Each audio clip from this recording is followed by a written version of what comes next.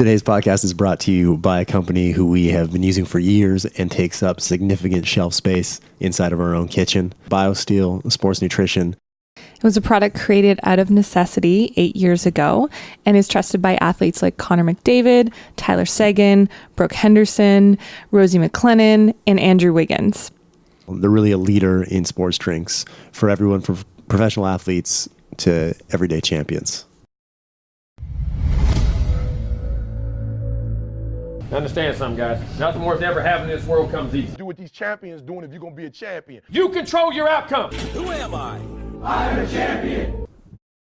What up, champions, and welcome back to a brand new episode of the Biosteel Breakdown. And if it's your first time joining us, welcome to the show. We do one of these every Friday. We break down a health, wellness, fitness, nutrition, training tip. We do it in a short, condensed time because everyone's busy. Give you the information, and then you can get on with your day. So if you like these, let us know. Please subscribe, comment, share it with your friends. Let us know more of what you want, and we'll keep bringing this to you, right? Excuse me. What are we talking about today, Sil? What's going on today's Biosteel Breakdown? We are talking about how to navigate the grocery store. I hate going to the grocery store. Full disclosure, when we go to the grocery store, I'm attempting to get Sylv out of there as fast as possible.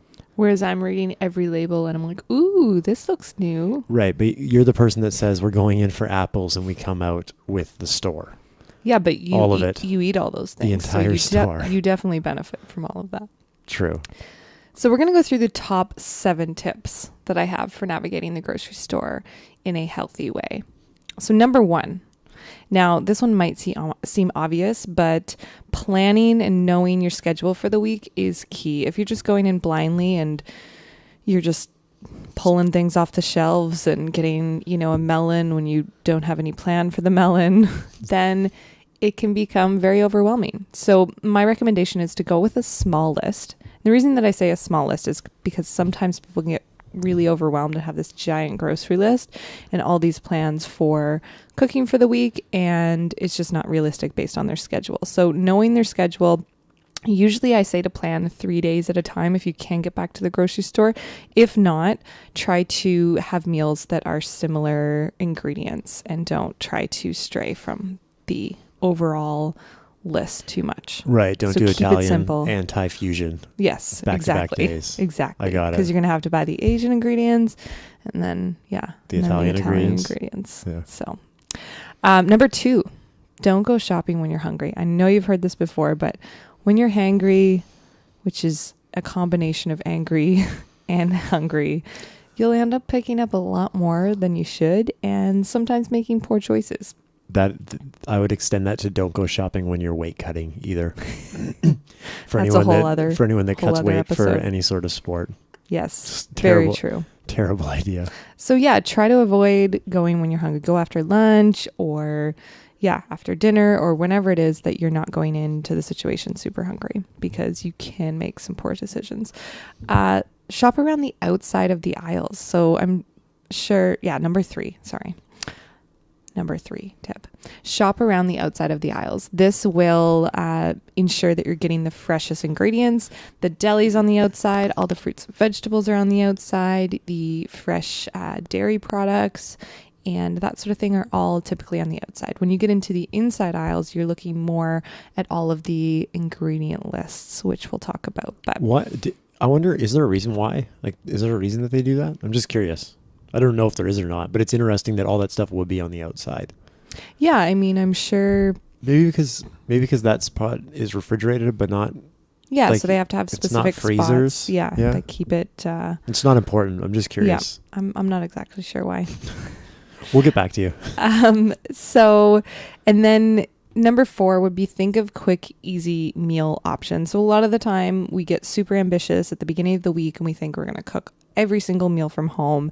And then you realize that you have, kids' soccer game and whatever it is throughout the evening, and your schedule just doesn't allow you to cook all of the meals. So some hacks that we have are to get a whole chicken or some pre-prepared meat, go for the best quality possible. You can even get cut up vegetables, spiralized vegetables now, pantry items, and frozen fruit and veg if you just want to keep it really quick and simple. So don't, although they are prepared, don't underestimate getting healthy options from the grocery store too.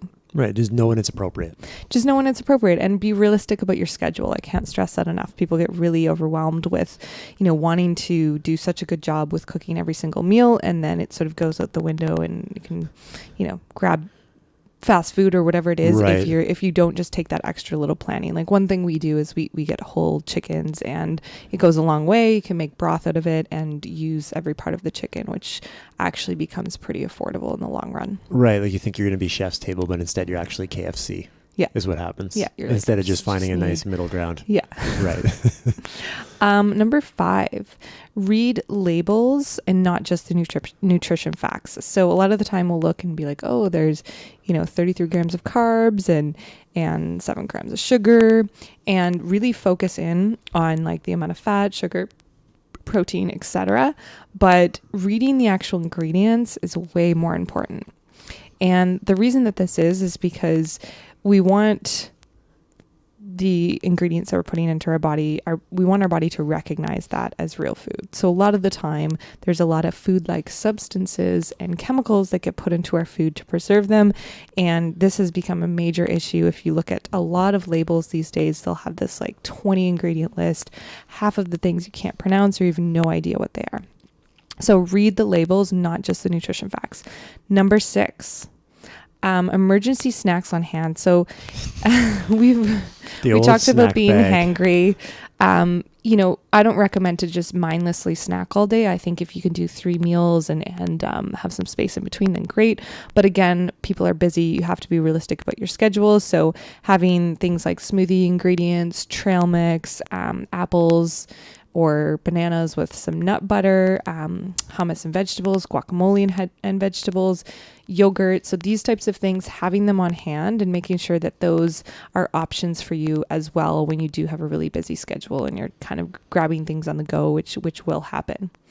Number 7, last but not least, make sure that you are hitting all the boxes. And I've talked about my checklist before, but I will go over it again. Make sure you're hitting all of the areas that make up a healthy meal.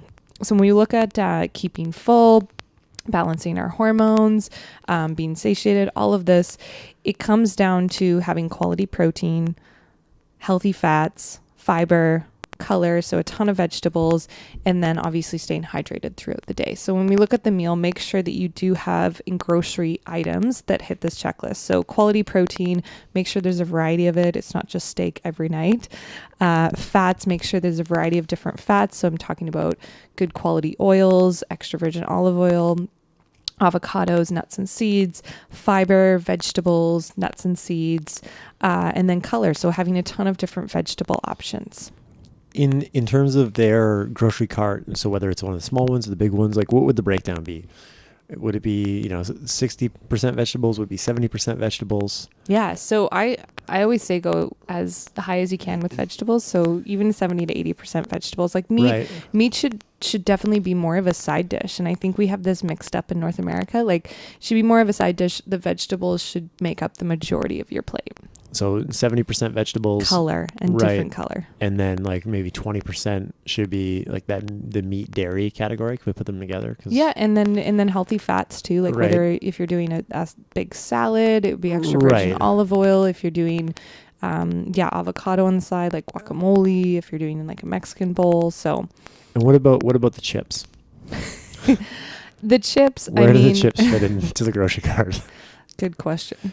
But because like we have some chips from time to time. It's not like an every night thing, but definitely. Yeah, so that's more than you. That's the point. Is that you do want to have a balance with that as much as possible. So getting snack type items, you have to, if you keep them in the house, likely they will disappear and get eaten. So typically, I recommend to just buy that stuff when you're going to eat it and actually have to physically go out for those sort of indulgences. So if you want chips or sweets or whatever, don't buy them and just have like a copious amount in your cupboard, because that's just asking for a disaster. So you have to. So every time. My recommendation with that is that you have to make the effort and actually physically go. You got to work for it. And so typically, because I mean, we can be lazy as humans. Let's be honest.